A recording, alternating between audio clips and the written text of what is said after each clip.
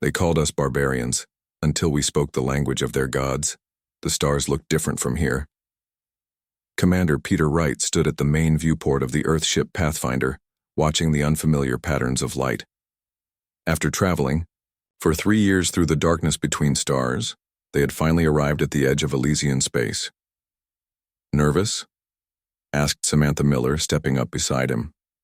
As the ship's communications officer, she would be the first voice the aliens heard. Peter nodded. "Wouldn't you be? First contact with an advanced alien civilization. Everything we say and do will go down in human history. If we get to say anything at all," Samantha replied. "Our long-range scans show their technology is at least 200 years ahead of ours."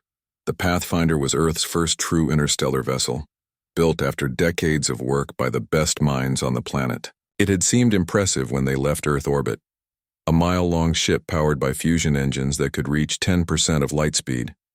Now, as they approached Elysian space, Peter felt like he was arriving in a speedboat. Elysian ships moved in ways that defied physics as humans understood it. Their cities floated among the clouds of gas giants. Their communications networks spanned entire solar systems. "Commander," called Alan Garcia from his station. The ship's linguist and mathematician hadn't slept in days, studying the Elysian transmissions they'd been receiving. "I think they're hailing us." Peter straightened his uniform. On screen, the view screen filled with an image that took Peter's breath away. The Elysian had skin like polished opal, with colors shifting beneath the surface. Its eyes, all 4 of them, were arranged around a central point, and seemed to look through Peter rather than at him. Samantha stepped forward. "My name is Communications, Officer Samantha Miller of the Earthship Pathfinder. We come in peace and friendship." The Elysian made a sound like crystal bells.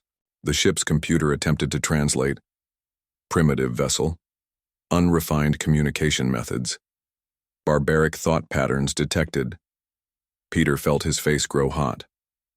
"We represent Earth and all humanity. We seek peaceful contact and cultural exchange." The Elysian skin rippled with colors. Simplistic concept structures. Limited dimensional awareness. Request denied. And then the connection ended. "What just happened?" Peter asked. Alan frowned at his screens.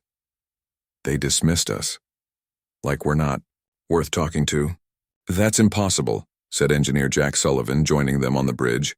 "We crossed 10 light years to get here." "Try again," Peter ordered Samantha. For 3 days they attempted to re-establish contact. Each time, the Elysians responded with increasing impatience. Their translators struggled with the alien language, which seemed to contain mathematical formulas and multidimensional concepts beyond human understanding. On the 4th day, a small Elysian vessel approached. It was shaped like a perfect teardrop and seemed to be made of living crystal. "They're scanning us," Jack reported. "Every inch of the ship." "Let them," Peter said. "We have nothing to hide." After the scan finished, the Elysians finally granted them permission to approach one of their outer worlds, a small, rocky planet on the edge of their territory. As the Pathfinder entered orbit, the crew stared in wonder at the Elysian settlement. Below, buildings that looked like growing crystals reached toward the sky. Vehicles moved without visible engines or fuel. Energy patterns danced between structures carrying information or power, perhaps both. "It's beautiful," breathed Kate Johnson, the ship's quantum physicist. "And completely beyond our understanding," added Alan. The Elysians permitted a small landing party to visit the surface. Peter selected himself, Samantha, Alan, and Kate. They took a shuttle down, landing in a cleared area outside the main settlement. An Elysian waited for them. Up close, Peter could see that what looked like skin was actually millions of tiny crystalline scales, each reflecting light differently. "Welcome," the Elysian said, the translation flat and emotionless. "I am Coordinator Valen. I have been assigned to the Barbarians." "Barbarians?" Peter repeated. "Your word would be undeveloped," Valan replied. "Your species lacks basic understanding of universal principles. You communicate through crude sound waves. You travel through space using combustion. Barbarians, Samantha stepped forward. We're still learning and growing. We hope to learn from your people. Valen's scales shimmered with what might have been amusement. As a child hopes to understand quantum mechanics, some gaps cannot be crossed. The Elysian led them toward the settlement. As they walked, other Elysians stopped to stare. Some made musical sounds that the translators couldn't catch, but their body language suggested laughter or disgust. They're mocking us, Kate whispered. Let them, Peter replied. We're still here. That's what matters. The settlement was even more impressive up close. Structures grew and changed as they watched. Lights and information flowed through the air like liquid. Everything seemed connected in ways the humans couldn't comprehend. Valan showed them too, a simple building at the edge of the settlement. These quarters have been adjusted to your primitive needs. You will remain here when not escorted. We came to meet your people, not to be contained, Peter protested. Containment is for your protection. And ours. Valan's scales darkened. Your kind lacks the mathematical understanding to navigate our spaces safely. After Valan left, Alan paced the room. Did you notice how they communicate? It's not just words, it's equations. When they speak to each other, the translators pick up complex mathematical formulas. Can you understand any of it? Samantha asked. Alan shook his head. Not yet. But there's something familiar about the patterns, like I've seen fragments of it before. That night, while the others slept, Alan stayed awake, filling his tablet with notes and diagrams. He had been the best mathematician on Earth, but here, among the Elysians, he felt like a child scribbling nonsense. In the morning, Valan returned to escort them to the Elysian Council. 5 Elysians sat in a circle, their scales shimmering with complex patterns as they communicated silently with each other. The Barbarians request integration, Valan announced. The Central Elysian scales flashed brightly. Integration is impossible. Their minds are single-dimensional. Their mathematics is primitive. They think in straight lines. We may not understand everything, Peter said carefully, but we are eager to learn. Can a stone learn to fly? Another Elysian asked. Can water learn to burn? Some things are beyond capability. Alan stepped forward suddenly. Prime numbers, he said. The Elysians fell silent. The sequence in your communication pattern, Alan continued. It follows a prime number distribution I recognized from Earth mathematics. You're using primes as a carrier wave for more complex information. The Elysian scales flickered rapidly as they communicated with each other. The Barbarian shows rudimentary pattern recognition, the Central Elysian finally said. Unexpected. There's more to us than you think, Alan replied. The language you speak, it's not just communication, is it? It's manipulation. You're using mathematics to interact with reality directly. For the first time, the Elysian seemed genuinely surprised. Valan's scales shifted to a deep blue. Perhaps the Barbarians are not entirely without potential. As they were escorted back to their quarters, Peter pulled Alan aside. What did you do in there? Alan's eyes were bright with excitement. I started to understand, Peter. Just a tiny bit, but it's there. The Elysians don't just speak with mathematics. They use it like a tool, a way to touch the universe directly. And I think we might be able to learn their language. Why would they teach us? They won't, Alan said. But we're going to learn it anyway. And when we do, when we start speaking the language of their gods, they'll have to see us differently. Peter looked back at the crystal city gleaming in the alien sunlight. Let's get to work then. They called us barbarians. Until we spoke the language of their gods, 6 months passed on the Elysian outpost planet. The humans had been given limited access to certain areas, always under the watchful eyes of their Elysian guides. Most of the crew found the experience frustrating. They were treated like children visiting a place made for adults, but not Alan Garcia. Every day he collected more data on the Elysian language. He recorded their conversations, studied their written symbols, and spent hours making notes and drawing diagrams. The walls of his quarters were covered with equations and strange geometric shapes. You need to sleep, Kate Johnson told him one evening as she brought him food. The quantum physicist had become his closest ally in trying to understand the Elysian mathematics. I can't, Alan said, not looking up from his tablet. I'm close to something. Look at this pattern. Kate leaned over his shoulder.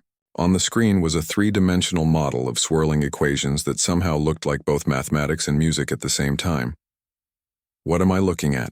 She asked. It's a simple Elysian greeting, Alan explained. But it's not just words.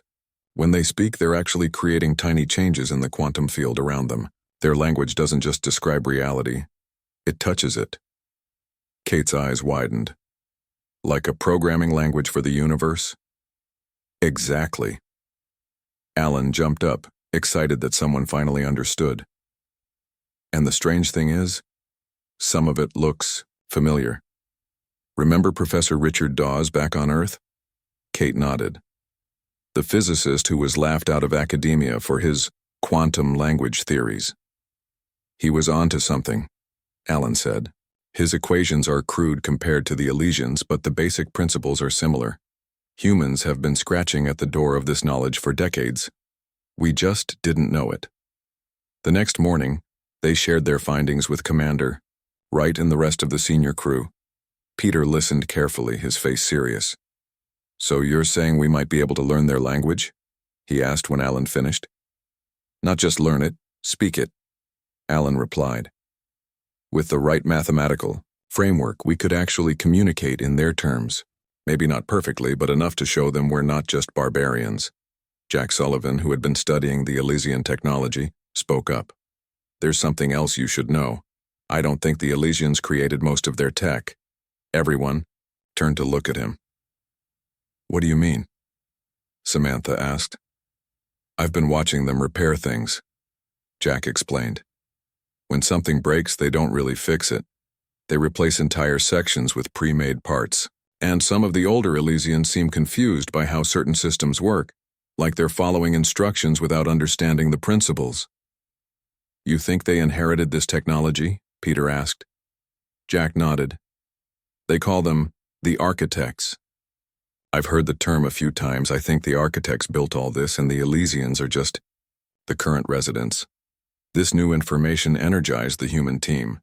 If the Elysians were using technology they didn't fully create, perhaps the gap between humans and Elysians wasn't as wide as it first seemed. For weeks, Alan and Kate worked together on creating a basic translator that could convert human concepts into Elysian mathematical expressions. They started with simple things, geometric shapes, physical laws, mathematical constants. When they felt ready, they requested a meeting with the Elysian Council. Phelan seemed amused by their request but agreed to arrange it. The 5 council members sat in their crystal chairs, their scales flickering with what the humans had learned to recognize as impatience. The barbarians wished to speak again. The central council member stated, "State your purpose quickly." Alan stepped forward with the translator device they had built. He activated it and spoke carefully. We wish to demonstrate our understanding of fundamental principles. The translator converted his words into a series of mathematical equations that appeared as holographic symbols in the air between them. The equations described a simple quantum state transition. The council members' scales flickered rapidly. One of them made a sound that might have been a laugh. The barbarians attempt to parrot without understanding, the council member said, like a bird repeating words. Alan had expected this reaction. He adjusted the translator and tried again, this time describing a more complex quantum relationship, one based on Professor Dawes' theories back on Earth. This time, the council's reaction was different. Their scales stopped flickering momentarily, and they leaned forward. This pattern, one of them said, it contains an unexpected approach to field stabilization. Encouraged, Alan continued. He used the translator to explain how humans had been developing similar mathematical concepts independently, though in less advanced forms. Convergent development, another council member noted. The barbarians stumbled toward understanding by accident. Not by accident, Alan replied through the translator. By observation and reason, the same path all species must take. The meeting ended with the Elysians still dismissive, but noticeably less condescending. It was a small victory, but an important one. As they left the council chamber, they passed a group of aliens they hadn't seen before. These beings looked nothing like the Elysians. They had 4 limbs and skin covered in short fur. The aliens nodded respectfully to the Elysians, but were clearly not treated as equals. "Who are they?" Peter asked Valen. "The Taurans," Valen replied. "Another barbarian species. They have been studying with us for 300 of your years. They are still in basic comprehension stages." Later, Samantha sought out the Taurans and managed to communicate with them using a combination of gestures and simple words their translators could handle. "The Elysians treat all new species this way," the Tauran named Marek told her. "They see themselves as the only worthy inheritors of the architect's knowledge." "The architects," Samantha repeated. "What happened to them?" "They ascended," Marek said, making a rising motion with his upper limbs. "Left this level of existence. The Elysians found their empty cities and claimed them. Now they act as gatekeepers, deciding which species deserves to learn and which doesn't." "Have you learned much from them?" Samantha asked. "Some," Marek admitted. "But they keep the deeper knowledge for themselves. They fear that one day a barbarian species might understand the architect's legacy better than they do." This conversation gave the humans new purpose. They weren't just trying to prove themselves to the Elysians anymore. They were trying to truly understand the architect's knowledge that the Elysians themselves might not fully comprehend. Back on Earth, Professor Richard Dawes received the data package from the Pathfinder with excitement.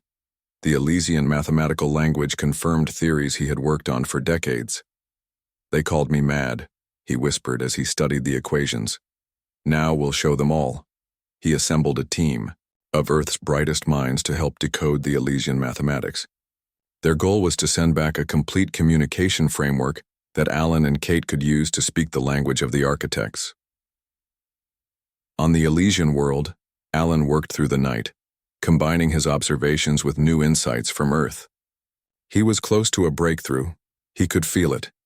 The language of the universe was within their grasp, and when they finally spoke it fluently, the Elysians would never call them barbarians again. "They called us barbarians until we spoke the language of their gods. 1 year had passed since the Pathfinder first entered Elysian space. Earth had sent a second ship, the Explorer, bringing new scientists eager to study the advanced civilization. Among them was Professor Richard Dawes himself, his eyes bright with excitement despite his 70 years. "I had to come," he told Alan when they first met. "This is the validation of my life's work." Richard brought with him new translation algorithms and mathematical models that helped Alan and Kate refine their understanding of the Elysian language. But more importantly, he brought curiosity unfettered by the constant dismissal the Pathfinder crew had endured. "Show me everything," Richard said. "Don't skip anything you think is too basic or too complex." With Richard's fresh perspective, they began to see patterns they had missed before. The Elysian language wasn't just one language. It was many layers stacked on top of each other, each addressing reality at different scales, from quantum particles to cosmic forces. Meanwhile, Samantha had continued her meetings with the Taurans and other non-Elysian species. She discovered that each species had developed different insights into the architect's knowledge. "The Vorax understand the energy systems," she explained during a team meeting. "The Taurans grasp the biological aspects. The Nezdek have insights into the information networks. But none of them share their knowledge with each other." Because the Elysians keep them separated, Peter realized. They meet with each species individually and control the flow of information. "Divide and rule," Jack said. "An old human tactic." Alan nodded. "And it means no single species ever gets the complete picture." With this understanding, they began a risky plan. Samantha arranged secret meetings between representatives of different species, while Alan, Kate, and Richard combined the mathematical insights from each group. The picture that emerged was far more complete than what any of them had individually.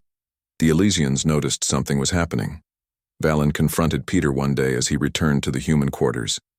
Your people are engaging in unauthorized communications with other barbarian species, Valan said, his scales flickering with angry colors. We're making friends, Peter replied calmly. Is that forbidden? Direct transfer of mathematical concepts between unready species is dangerous, Valan stated. The Council does not permit it. With respect, Peter said, choosing his words carefully. We weren't informed of this rule. Valan's scales darkened. Consider yourself informed now, Commander. Despite the warning, the humans continued their secret meetings. The combined knowledge was too valuable to give up. From the Taurans, they learned how the architects had used mathematical language to manipulate living tissue. From the Vorax, they discovered equations that could directly control energy flows.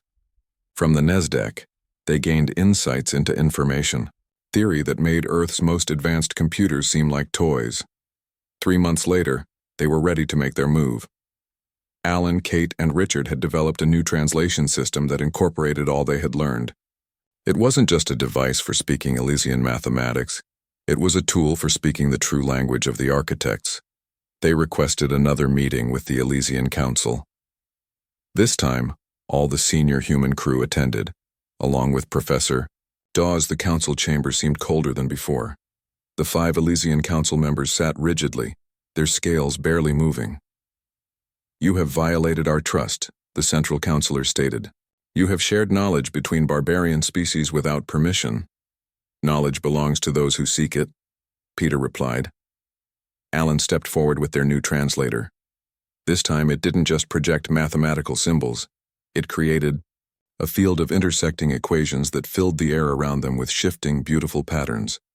Alan spoke into the translator. We have studied the language of the architects. The translation appeared not just as equations, but as a multi-dimensional model that showed relationships between different aspects of reality. It was far more complex than anything they had shown before. The council members froze, their scales suddenly flaring with bright colors. This is beyond your level, one of them said. Where did you acquire this? We learned, Kate replied through the translator. Not just from you, but from understanding the principles themselves. Richard stepped forward, his hands steady as he operated a secondary control for the translator. Your understanding of the architect's legacy is incomplete. You've mastered the symbols but not their true meaning. The translator projected a complex equation that showed an error in the Elysian approach to quantum field manipulation, a fundamental flaw in their understanding of architect technology that had limited their progress for centuries. The council chamber fell completely silent. Even the air seemed to stop moving. Impossible, the central counselor finally said. No barbarian species has ever— Perhaps we are not barbarians, Peter suggested. Perhaps we simply have a different perspective. As if to prove their point, Alan adjusted the translator to show a new approach to solving the equation, one that fixed the flaw. The mathematical model shifted, becoming more elegant and balanced. This cannot be correct, another counselor said, but his scales showed uncertainty. Test it, Richard challenged. Apply this correction to your central power distribution system. The council members communicated with each other silently, their scales flickering in complex patterns. Finally, the central counselor raised a hand. A holographic terminal appeared beside him, and he input a series of commands. Throughout the chamber, the lights briefly dimmed, then returned brighter than before. A soft hum that had been constantly present, so constant that the humans had stopped noticing it, suddenly changed pitch, becoming clearer and more harmonious. The power efficiency has increased by 27%, one of the counselors announced, unable to hide his shock. Alan smiled. That's just the beginning. There are many such corrections we've discovered. For the first time, the Elysians looked at the humans with something other than condescension. It wasn't quite respect yet, but it was close to wonder. As they left the chamber, they found a crowd waiting outside. Taurans, Vorax, Nezdek, and other species they had worked with. Word had spread quickly. Is it true? Marek the Tauran asked. You spoke to the council as equals? Better than that, Samantha told him. We spoke the language of the architects and corrected their mistakes. That night, as the humans celebrated their breakthrough, a young Elysian named Thalos visited their quarters. His scales showed patterns they had never seen before. "I wish to learn from you," Thalos said simply. "Many of us do. The council has been set in their ways for too long." Peter smiled and extended his hand in the human gesture of greeting. "We have much to teach each other." Alan looked out the window at the crystal city shining under alien stars. "This is just the beginning," he said softly. The architect's knowledge wasn't meant for one species alone. It was meant to be understood together. The true language of the gods they were discovering was cooperation. They called us barbarians, until we spoke the language of their gods. In the weeks that followed, a quiet revolution spread through Elysian society. Thalos was not the only Elysian interested in the humans' discoveries.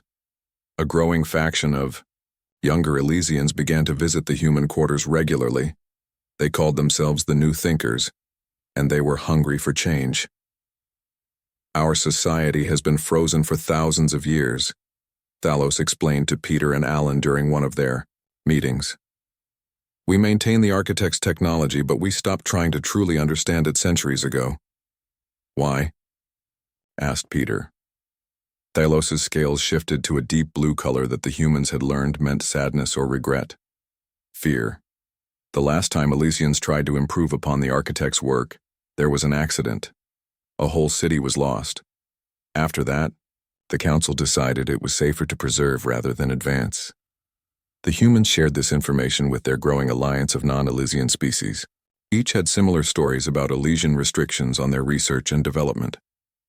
Meanwhile, Alan, Kate, and Richard continued to refine their understanding of the architect's mathematics. With help from the Tauran's biological insights, they discovered equations that could map and potentially modify genetic structures. The Vorax energy formulas allowed them to model power systems more efficient than anything on Earth. The Nezdek information theories suggested ways to create computers that used quantum states to process information at speeds that seemed magical. "We need to show the council how much more we can accomplish by working together," Alan said during a strategy meeting. "They won't like it," Samantha warned. "The old faction sees cooperation between species as a threat to their authority." She was right. The council soon issued new restrictions, limiting contact between humans and other non-Elysian species. They assigned more guards to monitor the human quarters and restricted access to certain areas of the settlement that had previously been open. Tensions grew. The Elysian society was splitting between the traditional council supporters and the New Thinkers who sided with the humans. One morning, Jack Sullivan rushed into the human command center, his face flushed with excitement. "I found something," he said. "Or rather, Thalos helped me find it." He displayed a holographic map on the main screen. "It's an architect installation hidden beneath the surface of the moon orbiting this planet. The council has kept it sealed for centuries." "What's inside?" Peter asked. Thalos isn't sure. The old records call it the heart of understanding. The council believes it's dangerous, but the New Thinkers think it contains knowledge the architects left specifically for future species to find when they were ready. Peter studied the map. "And you think we're ready?" "I think we need to find out," Jack replied, "before the council decides to lock it away permanently." The plan they developed was risky, while the council was distracted by a scheduled meeting.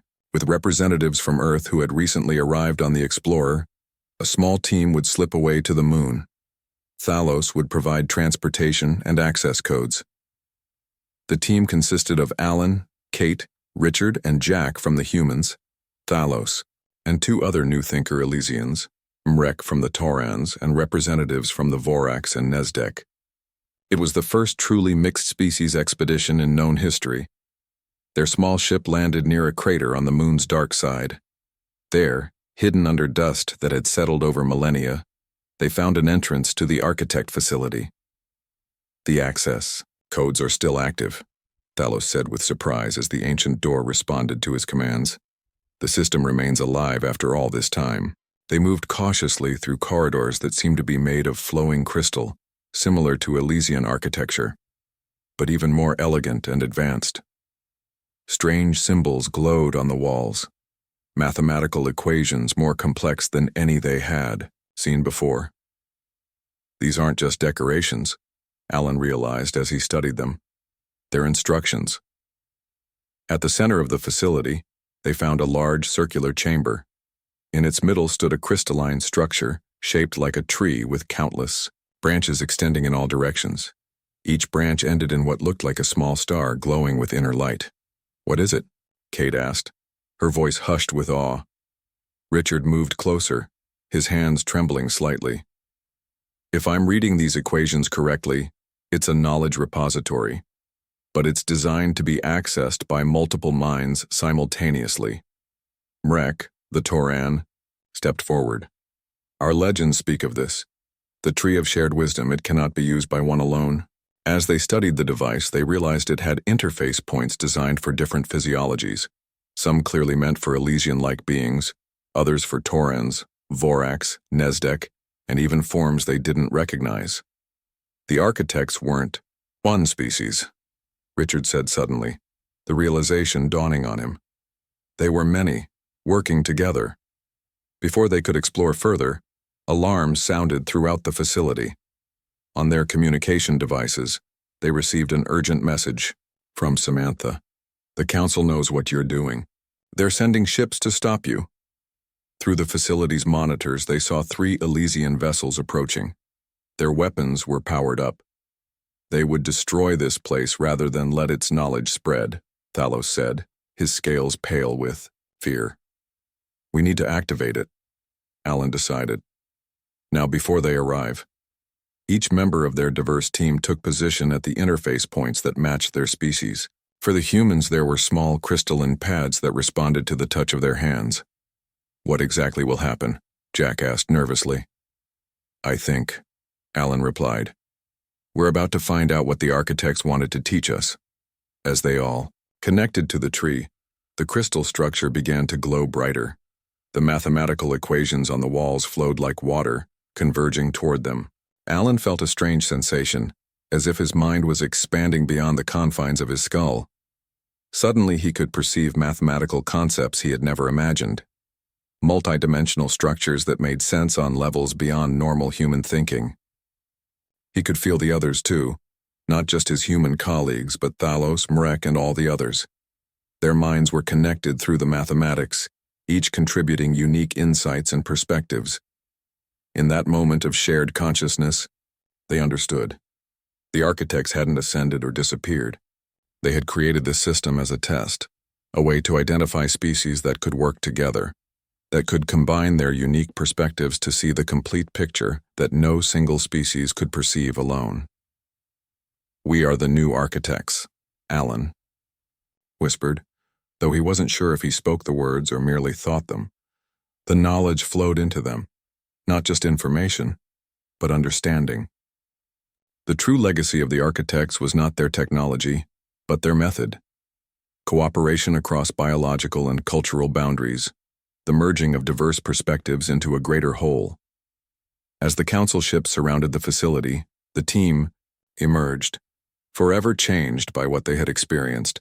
They stood together, humans, Elysians, Torans, Vorax, and Nezdek, ready to show the universe that the future belonged not to those who hoarded knowledge, but to those who shared it. And never again would anyone call them barbarians. They called us barbarians, until we spoke the language of their gods. The Elysian council ships hovered around the moon facility, weapons charged and ready.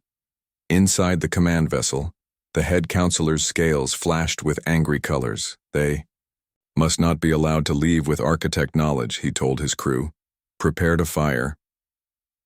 But before the order could be carried out, something unexpected happened. The entire moon began to glow with soft blue light. Mathematical equations appeared in the space around it, forming intricate patterns visible even from orbit. "What is happening?" the head counselor demanded. No one had an answer. Nothing like this had occurred in all recorded Elysian history. Inside the facility, Alan, Kate, Richard, and the others stood in a circle around the now brilliantly glowing tree of shared wisdom.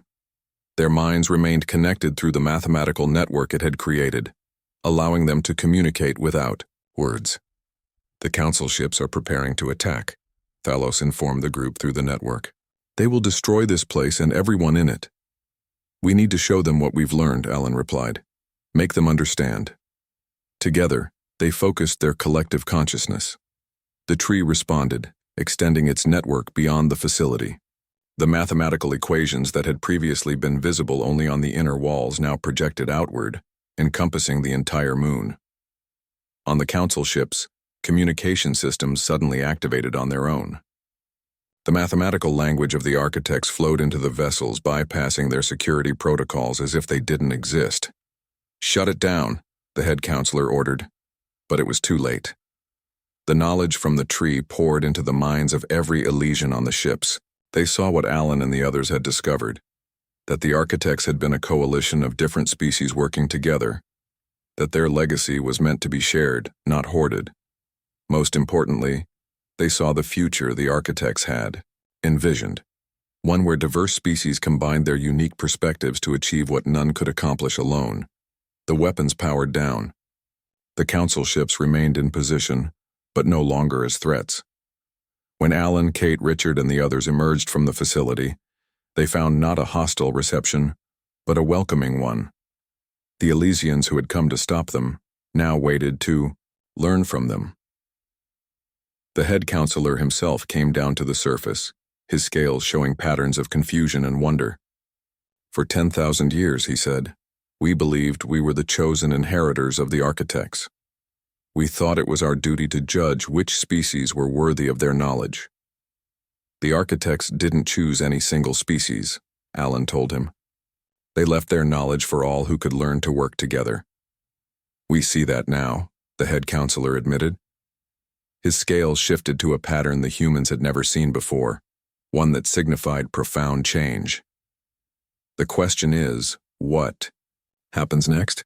What happened next transformed not just Elysian society, but the relationship between all spacefaring species. In the months that followed, knowledge from the tree of shared wisdom spread throughout Elysian space and beyond. The barriers between species fell away as they learned to communicate through the mathematical language of the architects. Earth received the news with excitement and some concern. Some feared that humans might lose their identity in this new interspecies coalition. Others worried about the rapid changes the new knowledge would bring to human society. "Change always brings fear," Commander Peter Wright said during a global broadcast from the Elysian homeworld. "But what we've discovered here isn't just new technology. It's a new way of thinking, of working together. The architects showed us that diversity isn't an obstacle to overcome, but our greatest strength." A year later, representatives from 27 spacefaring species gathered on the Elysian homeworld for the formal establishment of what they called the Galactic Collaborative. It was the first true interstellar government, based not on domination but on cooperation. Alan Garcia, now recognized as one of the foremost experts on architect mathematics, stood on the stage beside Kate Johnson, Richard Dawes, Thalos, Marek, and others who had been present at the Tree of Shared Wisdom. "When we first arrived in Elysian space," Alan said to the assembled delegates, "we were called Barbarians. The word meant those who cannot speak properly. In ancient Earth history, many advanced civilizations called their neighbors Barbarians simply because they spoke different languages." He smiled at the diverse faces before him, some with scales, some with fur, some with features no human would recognize as a face at all. The greatest barrier between species has always been communication. The architects understood this. They created a language based on the universal principles of mathematics, a language any intelligent species could eventually learn. Thalos stepped forward, his scales shimmering with bright, joyful patterns. "For too long, my people used this language as a barrier rather than a bridge. We judged others by how well they spoke it, forgetting that we ourselves had to learn it. First, the true test was never about mastering the language," Kate added. "It was about being willing to share it, to teach and learn from each other." As the ceremony concluded, A new structure was unveiled in the center of the Elysian capital. A crystalline tree similar to the one they had found on the moon, but much larger. This tree of shared wisdom would serve as both a symbol and a functional center of the galactic collaborative, allowing representatives from all species to connect and communicate on levels previously unimaginable. On the edge of the celebration, Peter found Samantha watching the diverse crowd with a thoughtful expression. "Having second thoughts?" he asked. She shook her head. "Just thinking about how far we've come. When we first arrived, the Elysians wouldn't even let us walk their streets without supervision. Now we're helping redesign their cities. It turns out we had something valuable to offer after all," Peter said. "A fresh perspective." "That's what the architects were looking for all along," Samantha replied. "Not the species that had all the answers, but the ones willing to admit they didn't and keep asking questions." As night fell on the Elysian capital, the new tree lit up the sky with mathematical equations that could now be understood by all. Species that had once been separated by biology, culture, and language now stood together, united by the shared language of the universe itself.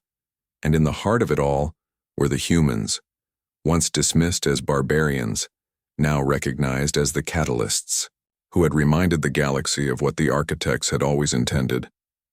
That true civilization is built not on technological power, but on the ability to understand one another. In the end, they hadn't just learned to speak the language of the gods. They had helped create a new one, a language of cooperation that would guide them all into the future together.